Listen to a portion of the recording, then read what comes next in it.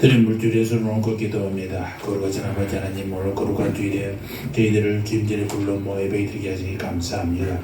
이 시간 주님께서 저희들에게 베풀어 주시는 은혜와 축복에 감사하여 빈손으로 나오지 아니하고 소중한 물줄을 바치게 하시니 감사합니다. 이 시간 저희들 모두 드리는 은금이 자우로 드리는 은금이 되게 하시고 하나님의 버치는 은혜가 그 은혜의 감격을 드리는 은금이 되게 하여 주시옵소서. 세상의 기준으로 볼 때는 지극히 작은 것이지만 오늘 이 시간 우리의 뜻과 정성을 모은 헌금을 드리오니 연락하여 주시옵소서. 날마다 부족한 저희들을 보호해 주셔서 일용할 양식과 섞것을 공급해 주셨는데 저희들을 완악하여 주님의 사랑을 입을 때가 너무나 많습니다. 아버지, 이 시간도 허물을 용서해 주시옵시고 살아 계셔서 역사하시는 하나님을 전적으로 의뢰하며 드리는 우리의 애물이 되게 받아 주시옵소서. 저희들이 가진 모든 것 주님께로 위탁받은 것이오니 신실한 정치가 되어 하나님 나라의 확장과 주님이 이루시고자 하시는 사역을 이루어 드릴 수 있게 하여 주시옵소서. 감사합니다. 예수님의 이름으로 기도합니다. 아멘.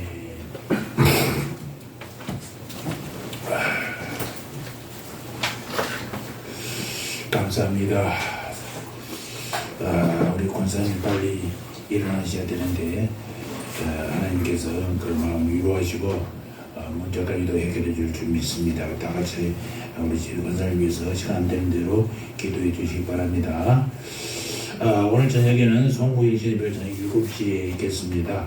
7시에 오셔서 바로 예배를 드리도록 하겠습니다.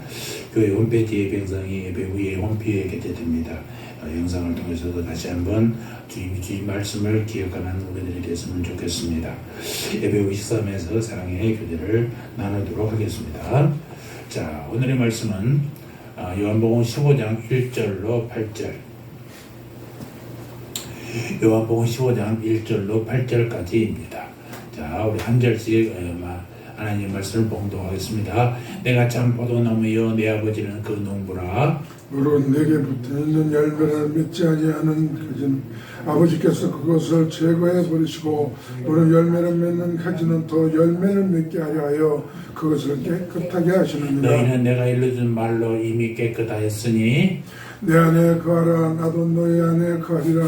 가지가 포도나무에 붙어있지 아니하면 스스로 열매를 맺을 수 없음같이 너희도 내 안에 있지 아니하면 그러하니라. 나는 포도나무여 너희는 가지니 저가 내 안에 내가 저 안에 있으면 이 사람은 과실을 많이 맺나니 나를 떠나서는 너희가 아무것도 할 수 없음이라. 사람이 내 안에 거하지 아니하면 가지처럼 밖에 버려지 모르느니 사람들의 것을 모아다가 불에 던져 사르느니라. 너희가 내 안에 거하고 내 말이 너희 안에 거하면 무엇이든지 원하는 대로 구하라. 그리하면 이루리라. 너희가 열매를 많이 맺으면 내 아버지께서 영광을 받으실 것이요 너희가 내 제자가 되리라. 아멘. 이번 주 송구영신 예배 설교를 준비하면서 아주 고민을 많이 했습니다.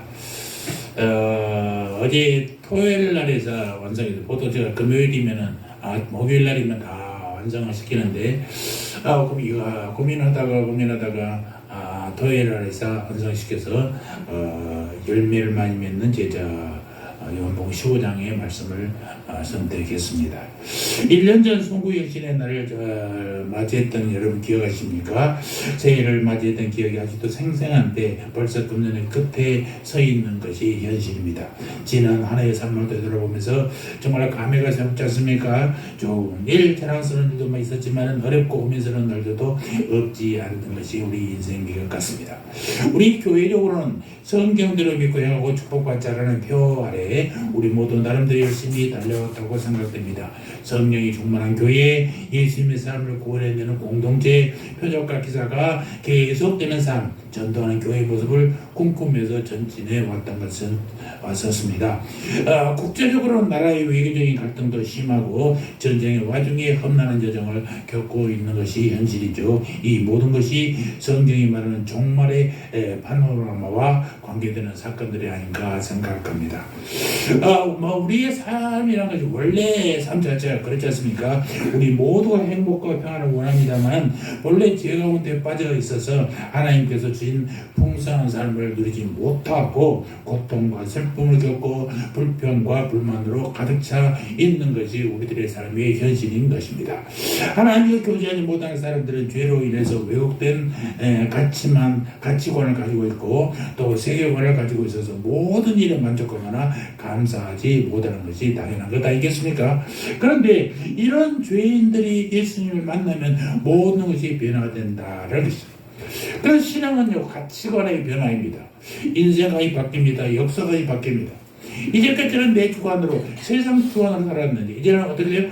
예수님 중심으로 하나님의 말씀 중심으로 인생이 바뀌는 거예요. 그래서 예수 믿고 예수 믿는 것은요, 이제까지 가던 길을 살짝 돌려서 좋은 길로 가는 게 아니라 180도 다른 길로 가는 거예요.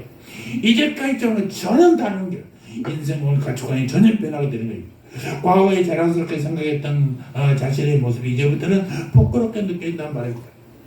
제가 하나님께서 부르실 때도 늘 망설였던 것은 세상 것을 놓지 못하니까 그래요. 세상에 가지고 있는 이 작은 권력들, 말 한마디면 전화 한마디면 모든 것이 이루어지는 이 조그만 권력을 놓는다는 게 너무나 힘들어. 그런데요, 딱 놓고 나니까 하나님도 더 큰 나의 바운더리를 넓혀주신 하나님 것을 뵙게 만나게 되었습니다. 그래서 그것이 무슨 힘이라고, 그것이 무슨 자랑이라고 세상 것 붙잡고 있었던 모습이 얼마나 창피한지를, 부끄러운지를 하나님이 알게 하셨다는 것입니다. 과거에는 조금만 어려움이 와도 불평불만으로 나를 보냈지만 이제는 그런 것들을 참고 기다리는 능력을 갖게 되었다는 것입니다. 본문의 장소는요, 마가의 다락방으로 알려져 있습니다.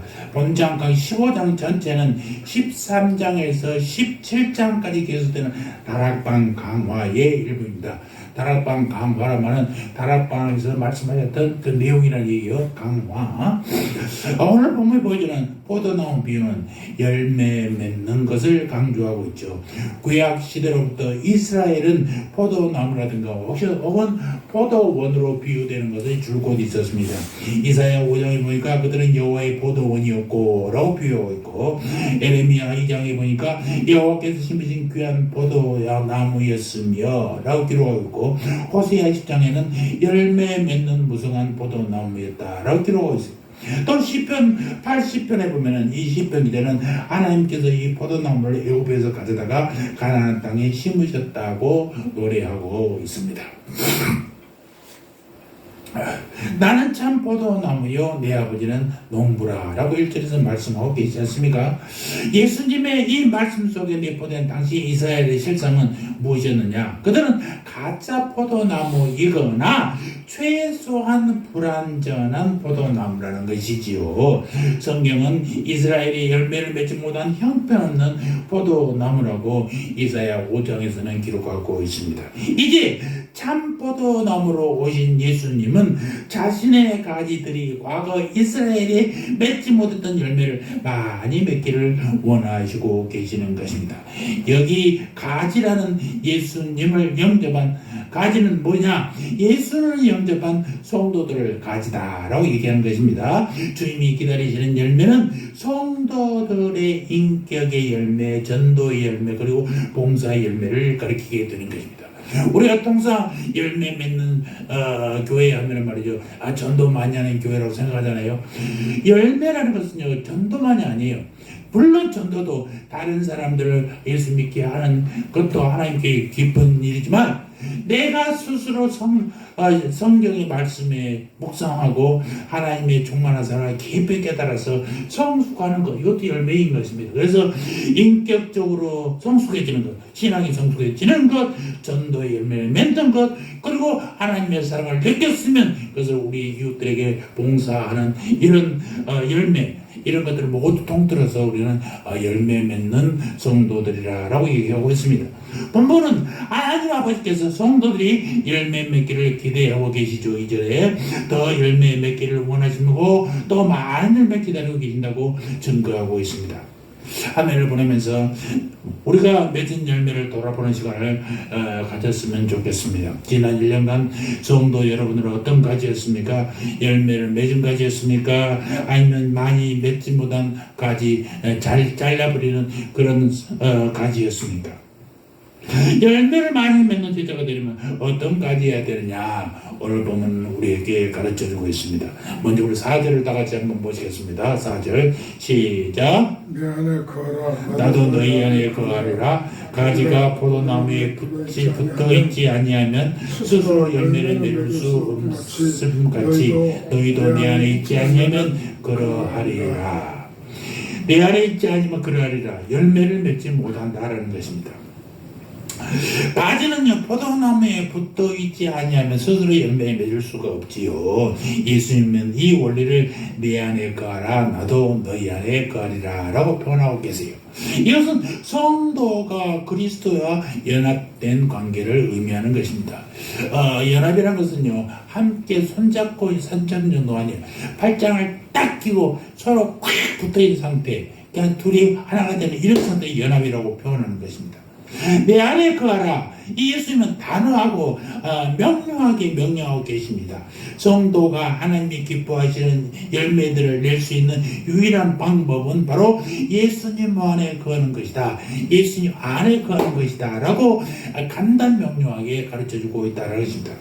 아무리 실한 포도나무 가지를 할지라도 줄기에서 잘리면 어떻게 됩니까? 더 이상 열매를 맺지 못하게 되잖아요. 그렇듯이 예수님과의 관계가 단절되면 하나님의 예수님과 사랑이 사귐이 끊어지면 성도들은 어때요? 하나님 아버지께서 요구하시는 열매를 내지 못하는 것입니다. 여러분, 열매를 많이 맺는 제자가 되려면 그리스도와 연합하는 것이 무엇보다도 중요하다라는 사실을 잊지 마시기 바랍니다. 하나님께서 창조하신 식물들을 보십시오. 식물의 생명의 비결은 매우 단순하지 않습니까? 가지는 나무의 줄기에 붙어 있어야 되고 줄기는 뿌리에 붙어 있어야 되는 것입니다. 나무는 뿌리에, 그리고 뿌리는 흙 속에 있어야 한단 말이에요. 결합이 중요해요. 언젠가 제가 병원에 있다가 나오니까요, 뒤에 있는 큰 나무가 죽었어요. 그래서 그때 겨울이었으니까 추위 사람이 없으니까 에어컨을 켜지하니까 막 얼어 죽은 것 같아요.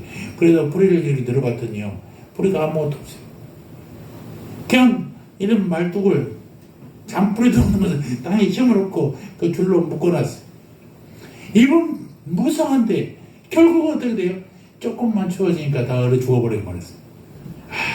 이걸 보면서 다시 한번 드렸습니다. 뿌리는 어디에 있어요? 땅에 깊이 밖에 있어야 됩니다. 줄기는 어디에 있어요? 잎, 가지는 어디에 있어요? 줄기에 붙어 있어야 생명이 있는 것입니다. 아무리 화려한 꽃도 결국은요, 뿌리가 잘리면은, 줄기에 잘려있으면요, 결국은 지게 되어 있어요. 아무리 화려한 꽃꽂이, 저희들은 교회는 꽃꽂이를 안 합니다만, 꽃꽂이 하면 정말 이쁘죠. 그러나 그는 오래가지 못합니다. 절대 오래가지 못합니다. 나무를 옮길 때도요, 작은 나무는요, 바로 이식이 됩니다. 뿌리가 빨리 내립니다. 그런데 큰 나무들을 옮길 때 아주 어려워져요. 살기가 어려워져요. 그래서 흙을 엄청나게 같이 묶고 그것을 들어서 옮기면서 늘 관리하고 물구멍도 새로 뚫어주고 그 구멍으로 물 떠주고 관리하지 않습니까? 그렇지 않으면 안 돼요. 소나무, 길거리에 큰 소나무 하나가 보통 옮기려면 1,000만 원 이상, 1억 이상도 들어간답니다. 그런데 가끔 죽는 것을 보게 되잖아요. 작은 것들은 바로 착근하고 바로 뿌리를 내려서 거기서 자라게 되는 걸 보게 돼요. 성도들도 마찬가지입니다. 세상의 지식들과 상식들이 가득 차 있으면요, 예수님에게 쉽게 붙어 있지를 못해요. 그러나 이제 예수 믿고 무엇이든 받아들이려고 드는 사람들은 하나님의 말씀을 가르치면 가르친 대로 따라가려고 하니까 금방 교회에 정착이 된단 말입니다. 열매를 많이 맺는 제자 중에 가장 대표 사람이 누구예요? 바울 사도 아니겠습니까? 그는 주님이 원하시는 수준의 열매를 맺기까지 그도 오랜 시간을 걸렸다는 사실을 여러분 잊지 마시기 바랍니다. 바울이 다메섹 도상에서 예수를 만나서 회심을 위해 아라비아로 돌아가서 한 3년 동안 기도와 말씀의 묵상의 훈련을 겪을 걸 여러분 기억하실 것입니다. 그런 후에도 고향 다소 터키 쪽의 다소죠. 다소에 올라갑니다. 거기서 십수년간 주님의 영적 사귐을 가졌어요. 이른바 바울의 침묵기라고 신학에서는 얘기합니다. 여러분, 구약의 말씀에 정통한 사람, 그리고 예수님을 만나 크게 은혜 받고 변한 이 바울 같은 사람도 이식기가 필요했어요. 새로 그리스도 안에 정착하는 이식기가 필요했단 말입니다. 그의 영혼의 뿌리가 예수님께 착근되기까지는 말씀 연구와 깊은 기도의 훈련이 절대적으로 있어야만 했던 것입니다. 이처럼 예수님만에 거하는 것은 훈련하고 체험했던 이 바울은 그의 신학의 뿌리를 뭐라고 했냐? 그리스도 안에 두었다라고 그랬습니다. 바울의 삶이 많은 열매를 거두게 된 것은 그가 그리스도 안에서의 삶을 살았고 그리스도와의 연합을 삶으로 실천했기 때문에 그가 그런 위대한 목회자가 될 수 있었던 것입니다. 나를 떠나서는 너희가 아무것도 할 수 없습니다 라고 5절 마지막에 얘기하지 않습니까? 성도의 능력의 근원은 어디에 있어요? 바로 예수 그리스도에게 있다는 말씀이에요. 예수님과의 교제의 단절은 우리의 삶을 황폐하게 만들어버리고 삶의 실패자가 되게 합니다. 왜냐하면 범죄하여 타락한 인간은 전적 부패 혹은 전적 무능력의 상태에 있기 때문에 그렇습니다. 우리는 예수 그리스도와의 연합을 통하여서만이 하나님께서 기뻐하시는 생활의 열매, 신앙의 열매들을 맺을 수 있다는 것입니다. 이것은 신비한 영적인 연합이에요. 하나님과 결합되지 않으면 이런 일이 이루어질 수 없어요. 이 연합은 예수님을 전인격적으로 영접하고 자신의 구주로 고백함으로써 이루어지게 된다는 것입니다. 예수님과 연합되면요, 영적 교회가 시작돼요. 중요한 것은 우리가 그리스도 안에 거한다라는 것입니다. 예수님을 구주로 믿고 받아들인 것, 주님의 진리의 말씀을 실천하는 것, 그리스도께 온전히 복종하는 것, 이런 것들을 그리스도 안에 거한다라고 얘기하는 것입니다. 성령은 요란하게 일하지 않습니다. 조용히 일하십니다. 우리와 함께 일하십니다. 여러분, 예수님을 믿고 받아들이시기 바랍니다. 진리의 말씀을 실천하시기 바랍니다. 그리스도께 온전히 복종하는 여러분 되시기 바랍니다. 그래야만 그리스도 안에 거하는 우리가 될 수 믿습니다. 많은 열매를 맺으려면 그리스도와의 연합된 삶에 전력을 기울여야 한다라는 것입니다. 사랑하는 성도 여러분, 하나님의 관심은요, 성도의 삶에 열매 맺히게 하는 것에 있어요. 주님은 우리가 열매 맺기를 원하십니다. 열매는 맺고 더 맺고 많이 맺을수록 좋은 것 아니겠습니까? 포도나무에 가지가 꼭 붙어서 열매를 맺듯이 우리 참 포도나무이신 예수님께 철저하게 연합되어서 많은 열매를 맺는 성도 여러분 되시기를 주의 이름으로 축원합니다. 아멘. 두 번째, 우리 2절을 다 같이 볼까요? 2절 시작. 2절 시작. 너는 내게 붙어있는 열매를 맺지 아니하는 자니라. 아버지께서 그것을 제거해 버리시고 너는 열매를 맺는 가지는 더 열매를 맺게 하려 하여 그것이 깨끗하게 하시느니라. 아멘. 무릇 열매를 맺는 가지는 더 열매를 맺게 하려 하고 그것을 깨끗게 하시느니라. 농부는 열매를 맺는 가지를 찾아서 더 열매를 맺게 하려고 그 가지를 깨끗하게 합니다. 깨끗하게 하면 전지 작업을 한단 말입니다. 필요 없는 가지는 잘라버리고 또 너무나 많은 것들은 알들이 쫓아가지니까 몇 개를 띄어버립니다. 그래서 몇 개만 크게 충실하게 열매 맺도록 한단 말입니다.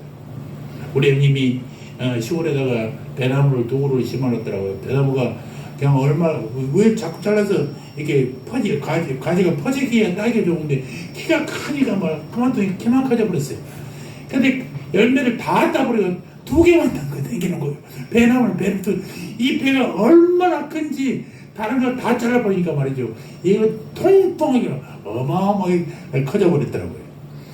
그냥 필요 없는 것을 잘라버리고 관리를 하니까 이렇게 커지는 것입니다. 여기서 더 열매를 맺게 하려 하여 그것을 깨끗하게 하시느니라 해서 깨끗하게 하시느니라는 것은 물리적으로 깨끗하게 할 뿐만 아니라 도덕적, 종교적으로 깨끗하게 한다라는 의미가 히브리 원래 단어에는 포함되어 있어요. 이는 가지로 하여금 더 많은 열매를 맺게 하시려고 하나님께서 취하시는 조치다라는 것입니다. 필요 없는 것들은 치워버리고 쓸데없는 이파리는 띄워버리고 가지도 잘라버리고 해서 열매가 많이 맺도록 한단 말이에요. 포도원지기가 실한 가지들을 잘 선전해 주듯이 하나님께서 열매를 내는 성도들에게는 특별하게 관심을 가지신다라는 것입니다. 주님은 제자의 영혼을 정결케 하여 더 많은 열매를 맺게 하시기를 원하신 분이고 그렇게 하시는 분입니다. 사랑하는 성도 여러분, 깨끗해진 가지가 열매를 맺는다는 것은요 과학적인 표현이잖아요. 나무에 붙어있는 가지가 자연스럽게 깨끗해진 것은 자연의 이치입니다. 너무나 무성하면요 바람이 통하지 않은 나무가 자연스럽죠. 다 속에 전정적에서 바람도 잘 통하게 하고 나무가 시원하게 해주는 것입니다. 그래야 자라는 거예요. 빡빡하게 몰려만 있다고 좋은 게 아니에요. 적당히 가지치기를 해줘야 효과가 있는 거예요. 우리 사람의 몸 보십시오. 좋은 음식을 먹고 깨끗한 공기를 마시며 몸에 찌꺼기와 오물을 시원하게 배출하면 사람의 몸은 건강해지고 기분도 상쾌해지는 것입니다. 그렇지 않으면요 머리가 아프고 복통이 생기고 불쾌감에 사로잡히게 된다라는 것입니다. 마찬가지로 사람의 영혼도 깨끗해져야 건강을 유지할 수 있고 많은 열매를 맺을 수 있다는 사실이죠. 영혼이 깨끗해지면 어떻게 하니까 하나님은 우리의 영혼을 정결케 하기 위해서 늘 말씀과 기도할 수 있는 시간을 주신다는 것입니다. 진리의 말씀을 먹고 더러운 것을 토해내면 성도의 영혼은 깨끗해지는 것 아니겠습니까? 여러분 성경의 말씀을 읽는다는 것은 바로 이런 거예요. 내가 아직 하나님의 말씀이 익숙하지만 그러나 내가 범할 수 있는 여건들이 너무나 많지 않습니까? 늘 말씀을 보면서 내 삶에 돌아볼 때 잘못된 것은 바로 교정하는 것 중요하죠. 그러니까 하나님의 말씀을 아는 것에서 시작하잖아요. 그것을 실천하는 것. 이것이 금년도 우리 표했지 않습니까? 하나님의 말씀을 알고 실천하면 어떻게 돼요? 우리 삶에 우리가 축복을 받게 된다는 말입니다.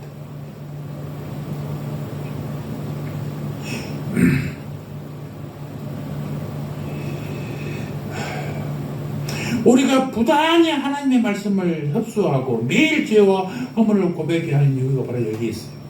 이것은 마치 현대의 환경 오염 문제와 유사하지요. 오염시키기는 쉽습니다만은 정화하는 긴 시간이 필요한 법이잖아요. 예전에는 중랑천이 정말 우리 학교 다닐 때는 썩어서요 냄새가 얼마나 악취가 난지 몰라요. 그것을 나라에서 정화하기 위해서 깨끗하게 하기 위해서 오물과는 새로 묻고 흐르게 하고 여기는 새로운 물만 흐르게 있지 않습니까? 그랬더니 한 10년 지나니까 학들이 두루미기들이 내려와 앉지 않습니까? 1급수에만 산다는 학들이 내려왔죠. 많은 시간이 필요한 거예요.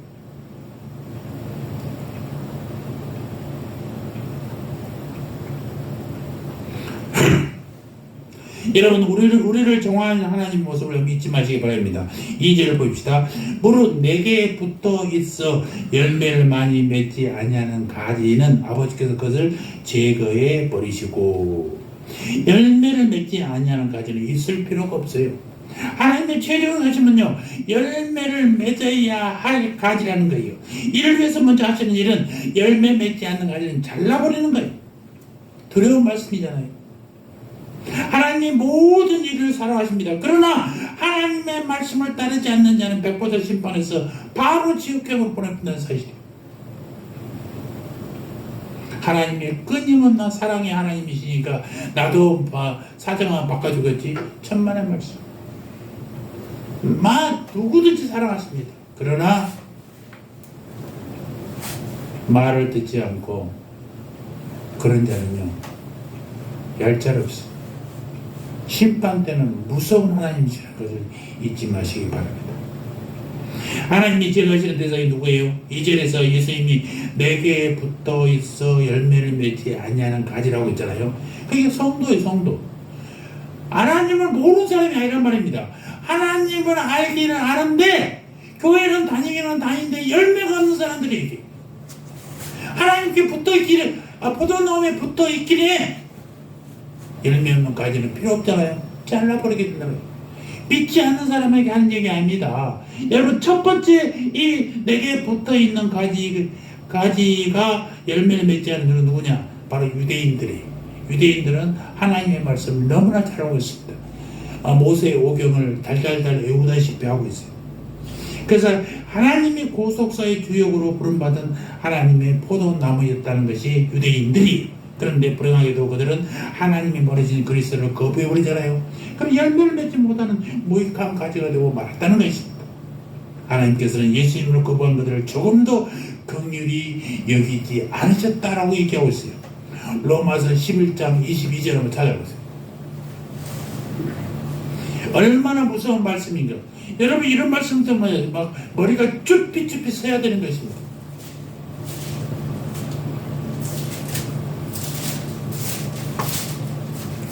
로마서 11장 21절. 와, 우리 시우가 왔다. 시우야, 신발 쓰라, 신발이야. 청년이 다볼 때부터 2023년자 두 번째 만난다. 중학교 들어가기 전에 만나고 이제 빨리 와. 오늘 목사님하고 약속을 지켜줘서 너무 고맙다. 괜찮아. 그래도 가서 고마워. 몇 장이요? 로마서 11장 21절.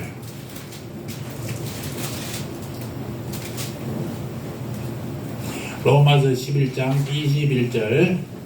다 같이 읽어봅시다. 시작. 하나님이 원가지들도 아끼지 아니하셨은즉 너도 아끼지 아니하시리라. 하나님의 원가지는 뭐예요? 하나님이 처음 택한 민족들, 이스라엘 백성들이잖아요. 이스라엘 백성도 하나님을 알고도 믿지 않고 열매 맺지 않으면 잘라버린단 말이야. 그런데 너희들은 별거 있을 줄 알아? 이 말이 무섭잖아요. 원가지도 아끼지 않는데 여러분들이 아무것도 아니지. 우리 아무것도 아니지. 첫째 대상은 유대인들이, 둘째 대상은 뭐냐? 표면적인 그리스도인들, 곧 행함이 없는 성도들. 제가 가끔 어려운 말을 쓰잖아요. 실질적 무신론자. 색깔만 그리스도인. 다 가짜들이라는 얘기.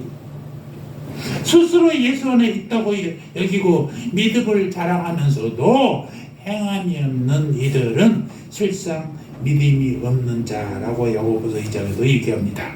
이런 자들은 하나님의 약속에 절대로 참여하지 못한다는 것입니다. 그가 깨끗이 한다. 이 말씀은요, 두렵고도 고마운 말씀이에요. 자기 백성이 많은 열매를 맺도록 힘쓰시는 하나님의 열심을 한번 생각해 보십시오. 주님은 가지치기를 통하여 죽었거나 썩은 가지를 제거합니다. 실한 가지들로 하여금 더 많은 열매를 맺을 수 있는 환경을 조성해 줍니다. 그리고 하나님의 말씀으로 우리를 깨끗해 하십니다. 3절에 보니까 너희는 내가 일러준 말로 이미 깨끗하여졌으니, 하나님의 말씀을 믿으면요 깨끗해진 것입니다. 이 말씀을 듣고 있던 당시의 제자들은 예수님께서 선포하신 말씀으로 말미암아 이미 깨끗해진 사람들이에요. 여러분, 하나님의 말씀을 믿습니까? 예수의 말씀을 순종합니까? 그럼 여러분은 깨끗해진 사람이란 말입니다. 이것은 구원받아서 거룩하다 칭함을 받은 칭의 상태, 의롭다 여김을 받은 상태. 아직은 우리가 죄인 같지만 하나님이 죄 없다 여겨주신 분이 우리 죄를 뒤로 감추어줘. 뒤로 감춰주면 죄가 아직 없어지는 거 아니지만 죄 없다 여겨주시면 여러분은 죄가 없는 사람이 되는 것입니다. 아직도 예수 믿으면서도 여러분 죄인처럼 사십니까? 그러면 하나님의 말씀을 가볍게 여긴 사람입니다. 하나님이 여러분들 죄 없다 여기시는데 나는 아직 죄인이라고 생각하면 하나님의 말씀에 불충성하시는 거잖아요.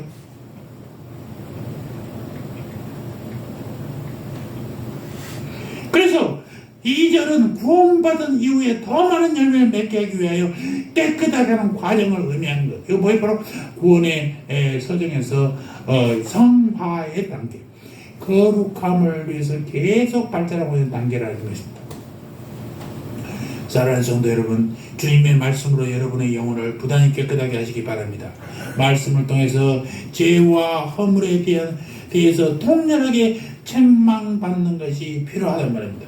지금 당장 책망받는 것이 부끄럽고 창피해서 안 받는 게 아니라 빨리 받아야 내가 다시 새로워질 수 있는 거예요. 여러분, 자기 잘못을 고백한다는 것은 엄청난 용기가 필요합니다. 내가 잘못했으면 바로 잘못했다고 고백할 수 있어야 돼요. 그러면요, 그 잘못은 누구나 할 수 있는 부분이니까 세상 사람들도 이해해주고 용서해줄 수 있어요. 끝까지 고집을 부리면요, 그는 심각한 결정을 그에게 내려줄 수밖에 없게 되는 것입니다. 혹여나 세상에서 살더라도 여러분이 잘못하시면요, 잘못을 바로 뉘우치십시오. 그것을 감추려 하지 마십시오. 지금 요즘 정치권도 보면요, 무조건 상대방을 죽이려고만 하지 자기 잘못을 뉘우치질 않아요. 이게 망조가 되게 만드는 것입니다. 망조. 지금 당장 큰 소리 친 것 같지만 속으로는 썩어가고 있는 거예요. 누구도 치료할 수 없어요. 환자는 병을 자랑해야 난다고 그러잖아요. 왜요? 해야 이렇게 낫더라, 이렇게 하니까 이런 치료하게 낫더라고 방법들을 가르쳐 줬어요. 옛날의 얘기지만 지금은 병원에 가시는 게 제일 좋습니다. 병원에 가야 빨리 진단해서 원인을 파악하고 처방할 수 있는 것이 얼마나 감사한지 몰라요. 의료 기술이 발달한 것은 누가 주신 거예요? 하나님이 우리에게 주신 일반 은총 중에 엄청나게 큰 거예요. 나는 믿음이 있으니까 기도해서 고쳐야지. 손 못 쓰면 가는 거예요. 하나님이 왜 일반 은총을 주셨어요? 하나님의 방법으로 살라고 하기 때문에 그래요. 우리 선배 한 번 여기 장지동에서 살아야겠습니다만 위암이 걸려. 요즘 위암이 일도 아니잖아요. 빨리 발견하면 80%를 잘라도 살 수 있어요.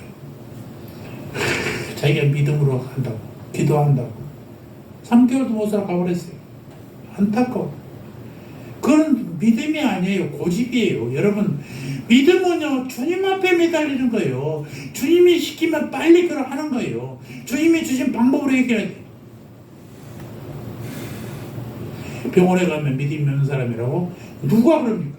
누가 기도하고 병원 가셔서 병원의 치료에 의사한테 맡기고 그 의사 손길과 간호사의 손길을 주님께서 주관하겠다고 기도하시는 거예요. 여러분들이, 우리들의 일이. 절대 미련하지 마십시오. 잘못하면 주님께 바로 고백하는 거예요. 사람에게도 고백해야 되지만 하나님에게는 더 빨리 고백하는 거예요. 아멘. 그래서 말씀을 통해서 죄와 허물에 대해서 통렬하게 책망받아야 돼. 그래야 내가 다시는 이 짓을 안 하지라고 깨우치게 된단 말입니다. 말씀 속의 거룩함을 여러분의 영혼 속에 불어넣으시기를 바랍니다. 우리의 깨끗해진 영혼은 우리의 영적 성장을 촉진하게 된다는 것입니다. 부단한 경건의 훈련으로 깨끗한 가지가 되어서 많은 열매를 맺는 성도 여러분 되시기를 주의 이름으로 축원합니다. 아까도 얘기했습니까? 성도 열매 맺는 성도 하면 맨날 전도만 생각해 우리는. 그러나 더 중요한 내가 말씀으로 성숙해지는 열매. 이게 부흥이에요. 부흥은 숫자만 늘어나는 게 아니라 내 믿음이 커지는 거예요. 예전에는 그저 주일날 예배드리기 바빴는데 이제는 하나님의 말씀을 막 보고 싶고 그리워지고 성경을 안 볼 수가 없고 찬양을 안 할 수가 없는 이런 삶으로 바뀌는 거예요. 이게 성숙한 나의 부흥이에요. 세 번째, 우리 8절 한번 볼까요? 8절 시작. 너희가 열매를 많이 맺으면 내 아버지께서 영광을 받으실 것이요 너희는 내 제자가 되리라. 하나님의 말씀에 의지하고 하나님께 붙어있으면 열매를 많이 맺는다고 그러잖아요. 이 열매를 맺으면 누가 줬느냐? 누가 줬겠어요? 내가 줬지. 또 두 번째는 뭐가 좋아요? 하나님께 영광을 받으실다. 하나님이 제자가 된다. 하나님이 제대로 인정해 준다는 거예요. 본문을 헬라어 원어로 직역을 하면 이렇게 돼 있어요. 너희가 열매를 많이 맺고 내 제자인 것이 입증되면 내 아버지께서 영광을 받으신다. 하나님께 영광을 돌리는 것은 어떤 방법이요? 하나님의 제자가 되는 것이요. 하나님의 제자라고 입증되는 것이요. 이게 영광이에요. 우리가 이게 영광을 또 하나님께 돌린다라고 하면요, 뭐 그 추상적이잖아요. 어떻게 영광을 돌리지? 내가 찬양을 하는 것, 내가 헌금을 많이 하는 것, 이렇게 우리가 물질적인 생각을 하게 돼요. 그런데 오늘 분명히 이렇게 얘기했잖아요. 우리가 열매를 많이 맺는 것, 하나님의 제자가 되는 것, 이것이 영광이라는 것입니다. 제자 열매를 많이 맺으려면 어떻게 해야 된다고 그랬어요? 하나님께 붙어 있어야 된다. 하나님의 말씀에 순종해야 된다고 그랬잖아요. 이것들이 모든 것들이 결국 하나님이 원하시는 열매를 많이 맺는 것이 되는 것입니다. 그렇게 되면 하나님이 영광 받으신다. 이것이 우리가 해야 될 최종의 목표입니다. 그러므로 본질은 열매를 많이 맺는 것이야말로 진정한 제자의 사람의 출발점이다 라고 강조하고 있다는 것입니다. 따라서 8절에 따르면 많은 열매를 맺는 것은 예수님의 제자가 되는 것이 입증되는 것을 얘기하죠. 그리고 결국 그것이 뭐예요? 하나님의 영광을 돌리는 길이다. 네가 바로 내가 원하는 하나님의 제자야, 내 제자야 라고 할 때 이것이 바로 하나님께 영광 돌리는 길이란 말입니다. 너는 왜 그렇게 말을 안 듣니? 왜 안 따르니? 하면 그 하나님 제자가 되겠어요? 안 된다고요. 그럼 하나님께 영광 되는 게 아니라 하나님께 오히려 영광을 가리는 게 돼요. 여러분이 어디 가서 너도 교회 다녀? 이야, 이러면 하나님의 영광을 가리는 거지. 근데 꼭 너는 교회 다니는 사람 같다 말하는 것이 너 혹시 교회 다니니? 이런 걸 받으면요, 나도 모르게 나 예수님 영광 할렐루야 해서 한마디 안 해도 내 삶을 통해서 하나님이 영광 받으시는 거예요. 여러분, 그래서 이런 얘기를 꼭 들으셔야 된다니까요. 한 번쯤은 아저씨를 딱 보니까 꼭 교회 다니냐는 것 같습니다. 근데 목사님이십니까? 장로님이십니까? 이런 얘기를 들어야 돼. 내가 소대학 할 때 제일 기분 좋은 얘기가 뭔지 아십니까? 제대하고 있는 날, 제대 이별 파티를 하는데 상병이 탁 나서 소대학 기일 때 전쟁 한번 했으면 좋겠습니다. 이게 소대학을 최고 멋있는 말이잖아요. 내 목숨 소대학께 맡기겠습니다. 얘기 아니에요. 이야, 기분 좋았지. 하나님은 뭐가 제일 좋을까? 나 주님께만 충성하겠습니다. 이거 하나님 얼마나 이뻐하겠어요? 내 모든 것 주님께 드립니다. 얼마나 감사하겠어요. 맨날 입으로는 감사합니다. 예배하면서 찬양하고 막 해도 삶에서 개파이면 그 예배 드리는 말은 아무 필요 없는 거예요. 그래서 예배하는 것처럼 사는 것처럼 예배하는 것, 이게 중요하단 말입니다. 예배를 많이 드리는 게 중요한 게 아니라 예배는 드리는 것처럼 우리가 살아가야 돼요. 이게 그리스도인의 삶이에요. 예배 드릴 때는 크고 찬양하고 막 미친듯이 하나님을 부르면서도 밖에만 나오면 신발장부터 어떤 예편내가 내 신을 이렇게 거꾸로 나냐고 싸우고 누가 내 차를 건드렸냐고 이렇게 싸우는 사람들이 무슨 은혜가 있냐고요. 이게 우리들의 모습이요. 10명이야 100명이 앉아서 뒤에다가 100개의 선물을 가져가면요 꼭 부족해. 자기 것만 가져가라고 그렇게 광고를 해도 또 가져가. 이게 우리 믿음의 사람들이에요. 심각한 문제예요. 자기 스스로에게도 정직하지 못해.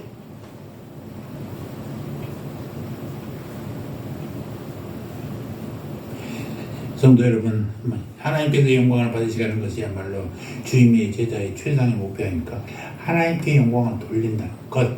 아까도 뭐라고 그랬어요? 하나님의 제자가 되는 것을 보이는 것. 이건 어떻게? 내 인격의 성숙함, 전도의 성숙함, 그리고 봉사의 성숙함, 이런 것 모두가 열매 맺는 방법입니다. 웨스트민스터 소요리문답 제1문에는 이렇게 되어 있어요. 사람의 죄일 되는 목적은 하나님을 영원롭게 하며 영원토록 그를 즐거워하는 것이 라고 기록되어 있어요. 하나님을 영원롭게 하고 영원토록 그를 즐거워하는 것, 이것이 사람의 죄일 되는 목적이래. 우리 장로교회 요리문답이 웨스트민스터 소요리문답이 대표적입니다. 물론 웨스트민스터뿐만 아니라 우리가 많이 했던 몇 개의 요리문답들이 있어요. 신앙고백서가 있긴 합니다만 가장 대표적인 웨스트민스터 요리문답이에요. 그게 첫 번째가 뭐예요? 사람의 죄일 때는 목적은 하나님을 영화롭게 하며 영혼들로 그를 즐거워하는 것입니다. 누가 하나님께 영광을 돌리세요? 열매를 많이 맺는 제자들이라는 것입니다. 마태복음 21장 보면은 무화과 나무에게서 열매를 주님께서 찾으셨잖아요. 그런데 나무에 열매가 없음을 보십니다. 그리고는 그 나무를 저주하시죠. 이것은 주님의 관심이 어디에 있다는 거예요? 열매에 있다는 거죠. 풍성함에 있는 게 아니라 열매를 맺는 거예요. 교회 사람이 많은 것이 아니라 정말로 하나님 사람이 얼마나 있느냐가 중요하다는 말입니다. 여기서 무화과 나무는 이스라엘을 상징합니다. 구약의 기록들에 의하면 선민 이스라엘은 하나님을 철저히 배반했어요. 그 결과 어떻습니까? 하나님의 징계를 받게 되었단 말입니다. 그들은 열매 없는 가지들이었습니다. 따라서 하나님께 영광을 돌리는 일에 실패한 백성인 이스라엘. 한 그리스도인이 하나님으로부터 엄청난 은사를 받았답니다. 그는 거룩한 생활을 하는 것으로 유명해졌고 그의 소문을 들은 황제가 그에게 가르침을 얻으려고 거룩 궁전으로 불렀어요. 너의 소문이 참으로 아름답다. 나에게도 가르쳐주라. 그래갖고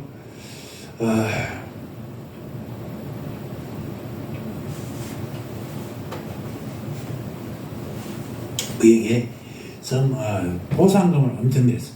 그때는 보상금이 금이 최고잖아요. 금을 딱 받고 나니까는 사람이 달라져. 그래서 땅도 사고 건물도 사고 건물 임대료로 배도 부르고 멋있는 삶을 살게 됐어. 그런데 어느 날 마귀 새끼가 찾아왔어. 그랬더니 마귀가 찾아오니까 어디 감히 내가 그리스도인인데 감히 나한테 와 죄로 명하노니 돌아갈지어다 팍 한 거야. 귀신이 웃어버려. 어째서 내가 내 말 못하겠다느냐 라고 하니까 하나님께서 당신에게 주신 임무를 당신은 안 하고 있지 않느냐. 하나님의 말씀을 어기고 하나님의 말씀 시키는 걸 안 하면 당신이나 나랑 무슨 상관이 있느냐. 어차피 우리는 망하는 인생들 아니냐. 그러니까 내가 당신 말을 들을 필요가 뭐가 있느냐 라고 귀신처럼 알아보더라는 것입니다. 돈이 많으면요 우리 가끔 그런 기도하죠. 주여 30억만 내 손에 떨어지게 하십시오. 나 이 건물 30억인데 이거 사가지고 하나님이 멋있는 교회도 하고 하겠습니다. 막 기도하잖아요. 하나님이 여러분 돈 주셨다고 하니까 봤어요? 없잖아요. 없어. 그렇게 편하게 예수 믿으면요 하나님이 우리만 주겠어? 모든 사람 다 주지. 나만 특별해서 주겠어요? 안 줘요. 왜 안 줘요? 돈이 배가 부르면요 안 해요.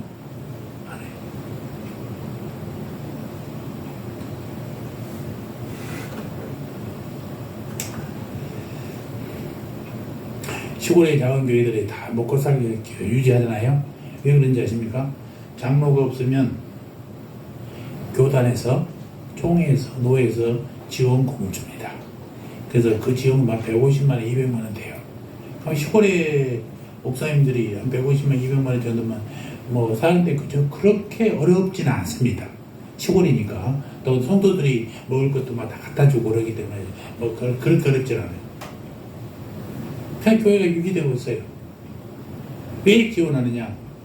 교회가 자리가 안 되니까 지원하죠. 그러니까 어떤 일을 하냐? 장로를 안 세워. 장로가 세워지면 장로가 교회를 책임져야 되니까 지원이 딱 끊어져 버려요. 그러니까 장로를 안 세우는 거예요. 의도적으로 안 세워. 왜? 돈을 받으려고. 유지되는 것은 감사하지만 교회들이 발전하려고 후원금이 좋긴 합니다만 후원금이 있으면 후원금을 받기 위해서 다른 것을 안 해버린단 말이에요. 문제가 있어요. 그리고 이름만 가지고 교회 하지도 않고 후원금만 받아서 사는 사람들도 있어요. 미안한 창피한 얘기지만. 그럼 하나님이 어떻게 돼요? 열매 없는 가지들이죠. 다 잘라버린다니까요. 그리스도인들이 돈 많은 것 부자 되면 안 됩니까? 돼요. 그리스도인 축복받아서 부자 되는 거 하나님이 얼마든지 하게 합니다. 제가 알고 있는 장모님은요, 기업이 얼마나 몇 개가 많은지 몰라요. 100개 있어요. 제주도 큰 골프장을 가지고 있어. 우리 선배님이신데 그분이 기부하고 헌납하고 교회들에서 지나는 게 얼마나 많은지 몰라요. 하나님을 돈을 많이 버는 것은 하나님이 주신 달란트예요. 그럼 이것을 어떻게 써야 되느냐? 내 새끼, 내 가족 먹는 게 아니라 나를 위해서, 교회를 위해서 헌신하는 거예요. 그러나 주는 거예요. 우리가 먹는 것은 얼마면 되겠어요? 밥 굶지 않고 도처에서 자지 않고 살 수만 있으면 되는 거예요. 더 이상 돈이 많이 필요하지 않아. 그래도 그 나머지는 다 내 것이 아니라 사회에 헌화하는 게 중요해요. 그래서 늘 믿음의 사람들은 교회를 위해서, 또 믿음이 없는 사람들은 사회를 위해서 헌신하면서 봉사하면서 나누는 삶을 사는 것이 중요한 거죠. 여러분, 과수원들의 나무를 보십시오. 아이니컬하게도 열매가 적은 나무는요, 잎이 무성하다는 사실을 여러분 잊지 마시기 바랍니다. 잎이 무성하면요, 양분이 잎으로 다 뺏겨버려요. 과일이 안 맺어요. 잘라버려야 되는 거예요. 잘라버려야 돼요. 적당히 간이 지기를 해줘야, 그래야 다른 것이 열매를 맺게 된다는 것입니다. 우리의 재산을 하나님 것이라고, 하나님이 주신 것이라고 생각하고 하나님께 헌신하는 것은 하나님이 얼마든지 축복합니다만, 내게 주신 건 내 것이라고 고집하고 나를 위해서, 새끼들을 위해서 한다면 결국 어떻게 해요? 하나님은 저주의 발 아래 떨어지게 만든다는 사실을 잊지 마시기 바랍니다. 그래서 잎만 무성한 나무가 아니라 열매가 많은 열매, 나무, 이런 것은 보기는 별로 안 좋아. 그런데 열매가 너무 많으니까요, 부목도 돼줘야 돼. 가지가 찢어지기도 해야 돼. 그런 아픔을 겪게 되는 것입니다. 열매가 많이 맺으면요, 주인은 힘들지. 늘 가꾸어주고 늘 보살펴야 되니까 주인은 고생스럽기는 합니다. 그러나 주인의 마음은 많은 열매로 인하여 기쁨으로 가득 찹니다. 그런 고난은요, 겪으면 겪을수록 좋아. 매일 열매 때문에 아침에 따줘야 되고, 필요 없는 가지는 잘라줘야 되고, 찢어지지 않도록 감싸줘야 되고, 벌레 먹지 않도록 봉투에 싸드리려고 하지만, 이 일은 힘들지만 열매가 맺히는 것이 가슴이 뿌듯해진다는 것입니다. 여러분, 열매를 많이 맺는 제자 되어서 주님의 마음을 기쁘게 드리는 여러분 되시기를 주의 이름으로 축원합니다. 한 해의 마지막 주일입니다. 그동안 여러분이 맺는 열매는 얼마나 되는지 한번 생각해 보시기 바랍니다. 주님이 여러분을 보일 때 어떻게 평가하실까, 여러분은 스스로 한번 생각해 보시기 바랍니다. 여러분은 열매 맺는 가지입니까? 혹시 지난 한 해가 별로 열매를 맺지 못한 한 해였지는 않는지 한번 반성해 보자라는 것입니다. 주님이 기다리시는 열매는 성도들의 인격의 열매, 전도의 열매, 그리고 봉사의 열매를 가르친다고 수차례 얘기했습니다. 성도의 지상가지는 뭐예요? 과실을 많이 맺는 거예요. 이를 위해서 그리스도와 철저하게 연합해서 하나님의 말씀을 받아들이고 행하고 하는 행위, 이것이 바로 뭐예요? 그리스도 안에 거하는 성도가 되시기를 우리가 정말로 기도합니다. 깨끗하고 거룩해진 영혼이야말로 영적 결실의 지름길이 아니겠습니까? 다가오는 새해에는 정말 더욱 많은 열매를 맺기 위해서 충만한 사랑을 깊이 깨닫는 여러분들 되시기를 주님의 이름으로 축원합니다. 할렐루야. 하나님 우리 아버지, 한 해의 마지막 복된 주일에 성도로서 우리가 무엇이 부족한지 무엇을 어떻게 해야 될지 말씀하여 주시니 감사합니다. 그리스도와 연합하게 하여 주시옵소서. 그래야 하나님께서 가지를 깨끗게 해 주시어서 우리 영혼이 깨끗해짐을 믿습니다. 그럴 때 하나님께서 영광을 받을 줄 믿습니다. 그리스도인으로서 이 열매는 전도의 열매만이 아니라고 그랬습니다. 인격적으로 성숙한 그리스도인이 되는 것이고 이웃과 받은 애를 나누는 것이고 이런 것까지 알게 하셨사오니 새해에는 주님께 영광 돌려드리는 성도로서의 성장하고 발전하게 하여 주시옵소서. 사랑하는 우리 강시우에게도 주님 축복하여 주시옵소서. 육체와 키가 큰 것처럼 믿음도 점차 성숙해서 아버지 하나님께 기쁨이 되고 아버지 하나님께 복되고 충성스러운 종이다 라고 칭찬받을 수 있는 믿음의 청년으로 성장하게 하옵소서. 감사합니다. 예수님의 이름으로 기도합니다. 아멘.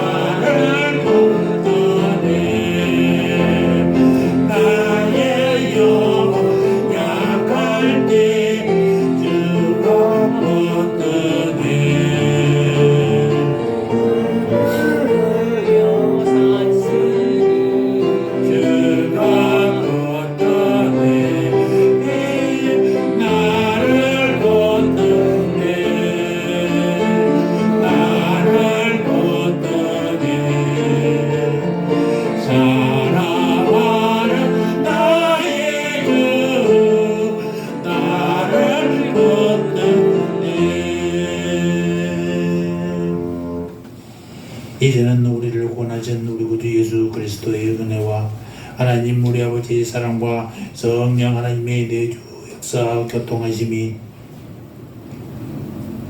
열매를 많이 맺어 하나님께 영광 돌리기를 소원하는 고개 숙인 주님의 백성들 머리 위에 저들의 가정과 자녀와 삶의 터전 위에 평안으로 아파하는 성도들 머리 위에 이제부터 영원토록 영원 무궁토록 함께 있을지어다. 아멘.